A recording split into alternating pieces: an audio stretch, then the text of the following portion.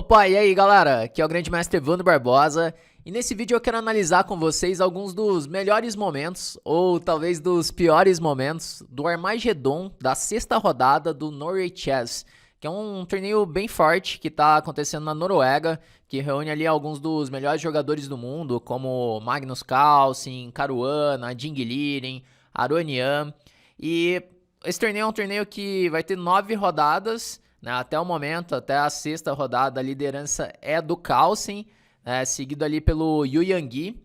E algo que chama bastante atenção nesse torneio é o formato do torneio, porque assim, é no ritmo pensado, mas caso os jogadores empatem as suas partidas, então eles vão jogar o Armageddon.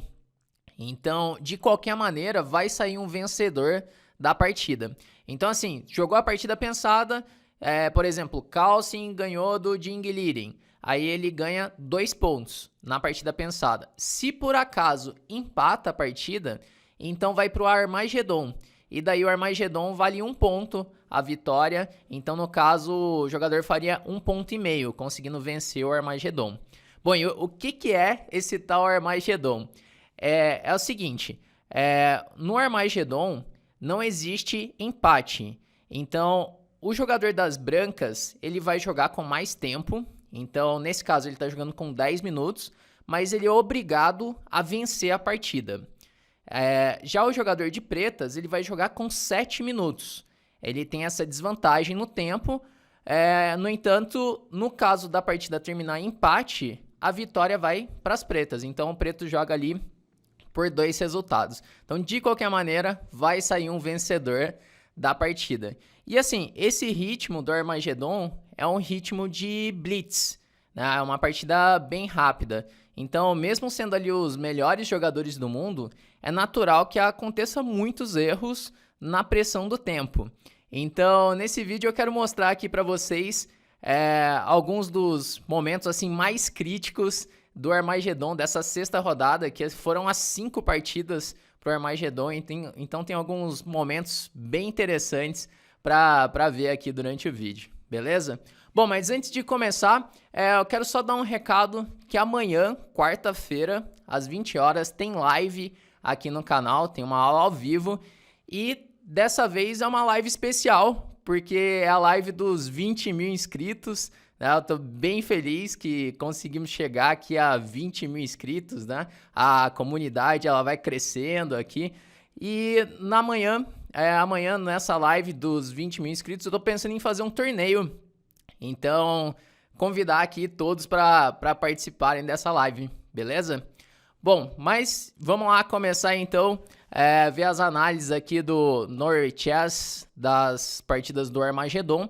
E essa posição que está aqui no diagrama, a primeira posição que a gente vai analisar, é uma posição de uma partida que foi jogada pelo Carlsen de brancas contra o Jing Liren. Então eles empataram a partida pensada, foi para Armageddon e surgiu essa posição em que o Jing, ele de pretas, ele acabou de jogar bispo C7, atacando a torre de D6. E aqui o Magnus, ele jogou rápido o lance F4. Que parece um lance bom, o F4, para tentar abrir a coluna F, mas acontece que depois de G por F3, o Magnus estava querendo jogar cavalo por F3, ganhando um tempo na dama. Só que ele só percebeu que o cavalo de E3 ele ficou no ar quando o Jing fez o G por F3.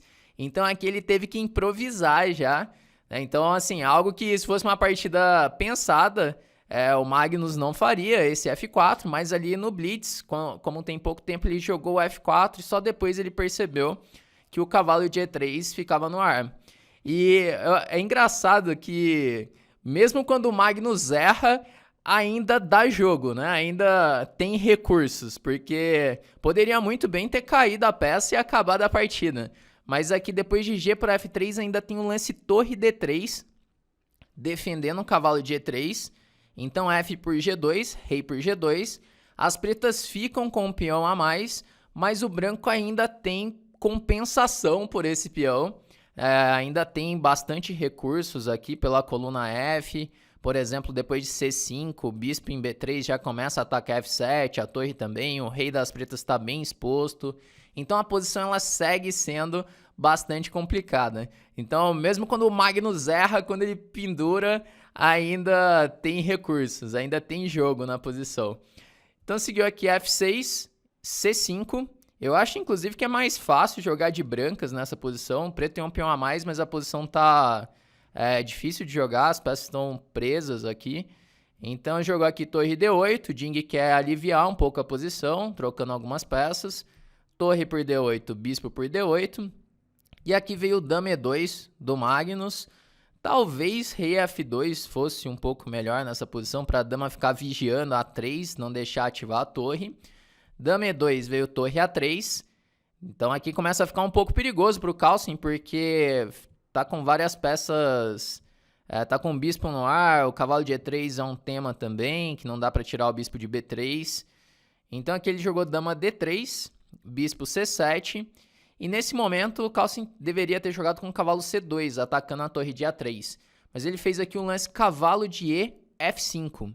Então seguiu cavalo por F5, cavalo por F5, rei F8. Aqui não tomar o cavalo de F5, porque depois de torre por F5 a posição fica muito perigosa para as pretas. O branco já está jogando com dama D7, cheque. Então jogou aqui rei F8, dama C2. O Ding Liren jogou rápido, praticamente ao toque, dama G4, que é um lance bem forte, que agora começa a criar um monte de temas táticos, que a dama ela tá sobrecarregada na defesa do peão de E4 e também do bispo de B3.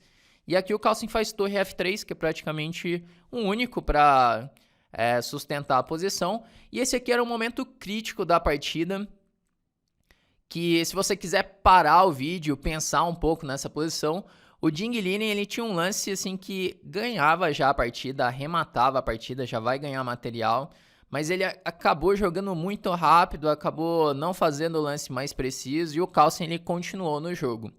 Nesse momento aqui, o lance que era o lance mais forte da posição era o lance bispo E6.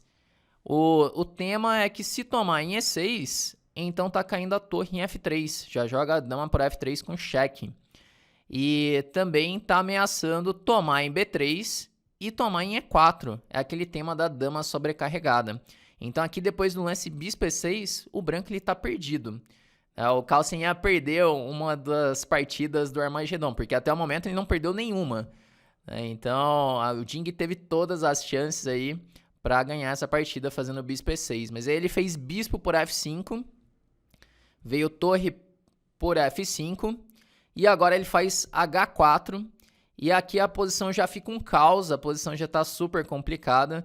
Assim, dá para entender esses erros porque é uma partida rápida, então ele não tem tempo para analisar todos os lances, ver com calma.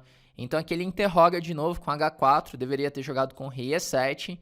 Então vem torre por F6, rei G7, torre F7, rei G6, dama F2. E agora o Carlsen começa a criar algumas ameaças também, ameaçou por exemplo dama F6. Então não dá para tomar o bispo em B3. E aqui o Ding ele tem que jogar a dama por G3, simplificar a posição. Mas aqui ainda estava bom para o Ding Liren, porque ele está de pretas e ele conseguindo empatar é como se fosse uma vitória. Só que depois de bispo E6, bispo D8, aqui ainda está igual a posição. Seguiu rei H3, bispo G5, torre C7. O preto ele tá com um peão a mais, mas vai acabar caindo o peão de C6, então é uma posição que está próxima da igualdade aqui. Então seguiu bispo F4, torre por C6, rei G5. E agora o Carlsen faz bispo F7, que agora começa a criar algumas ameaças. Ameaçou, por exemplo, o lance torre G6 cheque. E quando o rei H5, torre toma G3, dando um ataque descoberto. E assim ganhando a torre de A3. E aqui com pouco tempo, o Ding Liren ele tinha que jogar bispo E3 para conseguir fugir com o rei para F4. E aqui provavelmente vai empatar essa partida, vai empatar essa posição. Mas o Ding Liren acabou jogando bispo D2, que interroga duas. E aqui ele ainda perde a partida, né? Porque depois de torre G6, rei F4, torre G4, Se jogar o rei para F3, por exemplo, vem torre por G3 e tá caindo a torre lá em A3. Então o Ding Liren acabou dando uma pendurada aqui com o lance bispo D2 e deixou escapar essa partida. Então, assim, é legal ver essas partidas rápidas, assim, para ver que esses jogadores também erram na pressão do tempo ali, no apuro de tempo, tomando decisões rápidas. Isso é normal até para os melhores jogadores do mundo, né? Bom, vamos para outra posição que eu separei aqui, então. Bom, eu separei essa posição aqui de um outro Armagedon, que foi da partida do Anand de brancas contra Yu Yangyi. O Yu Yangyi é um jogador bem forte da China. Ele tá começando a jogar esses torneios fechados também aí com essa galera, com Aronian, Kalsin, mas é um jogador bem forte. Ele tem 2.740 de rating. E aqui o Yu Yangyi jogou com dama C8. E nesse momento o Anand ele tá melhor, mas ele tem que jogar um lance bem preciso aqui, porque o preto ele tá com algumas ameaças. Por exemplo, o lance dama C8, ele tem a ideia de jogar com F4 para seguir com dama H3. E daí o preto começa a criar algumas ameaças na ala do rei. E aqui o Anand ele deveria ter jogado com bispo por F6. E, por exemplo, torre por F6. E aqui é um lance difícil. Aqui a ideia do bispo por F6 é não ter o cavalo ajudando no ataque. E aqui o branco ele vai ficar melhor nessa posição. E o lance mais preciso seria F4, mas é um lance bem difícil esse. Porque aí depois de E por F3, torre E8, dama E8. Agora é dama F2 com a ideia de tomar o peão de F3 com dama por F3. E se por acaso tirar a dama da oitava fileira, tá levando um torre D8. E aqui o branco ele vai ficar melhor nessa posição. Mas o Anand ele jogou com dama D2. E daí o Yu Yangyi aproveitou para jogar F4 exclama. É um recurso bem forte. E aí depois de bispo por F4, dama H3, com a ameaça de cavalo G4. E daí já o ataque das pretas ele é muito forte, tá ameaçando com o cavalo G4, vai ameaçar dama H2, dama H1 e dama F3. Então o Anand ele começou a ter que devolver material, ele teve que jogar F3 para dama participar da defesa na segunda fileira. Então veio E para F3, dama H2, dama por H2, rei por H2, cavalo G4. E agora não dá para voltar o rei para G1, que está levando F2, garfo. Se vem com rei para H3, está levando duplo com cavalo F2. E se vem com rei para H1, cavalo F2 duplo também. Foi assim que seguiu a partida. E depois de bispo F4, GF4, torre E2, o preto ele tem uma vantagem decisiva. Então, assim, o que é legal dessas partidas no Armagedon é que as partidas são cheias de reviravoltas. Então, para quem está assistindo, é muito legal. Para quem está jogando, já não sei. Porque a partida, ela fica cheia de altos e baixos, assim, o cara, igual a Anand, é que ele tá com uma vantagem muito grande, aí no apuro de tempo, ele não consegue encontrar ali o melhor lance e acaba perdendo o controle da posição. Então, é claro que o xadrez pensado, a qualidade da partida, ela é muito maior do que no Blitz. No Blitz começa a ter muitos erros, mas para quem tá assistindo fica bem interessante aqui. Daí, nessa partida eu achei legal que houve essa reviravolta aí, que o Anand estava com muita vantagem e o Yangyi ele conseguiu encontrar vários recursos e acabou ganhando essa partida. Bom, vamos agora para outra. Essa partida aqui, no começo do vídeo eu até falei, né? Mostrar os melhores e também talvez os piores momentos do Armagedon da sexta rodada. Essa posição é da partida do Aronian, que o Aronian estava de brancas contra Wesley So. E o Aronian está com bastante vantagem nessa posição, apesar de ter 2 peões a menos. Não é nada fácil de jogar de pretas, tem algumas redes de mate, né, e o branco ele já está jogando com torre A7, que foi o lance do Aronian, já vai começar a recuperar o material também. Mas aqui o preto ainda poderia tentar resistir, tentar criar alguma confusão, fazer alguns lances, mas o Wesley So nessa posição, depois de torre A7, ele pensou um pouquinho, com pouco tempo, ele faz um lance cavalo F5, e cavalo F5 ele leva mate em 1, com torre H7, então Aí para quem pensa, né, que esses jogadores nunca vão levar um mate em 1, às vezes acontece, né? Numa partida de blitz ali fazendo lance rápido, Wesley Soul, 2.750 de rating, levou torre H7 mate.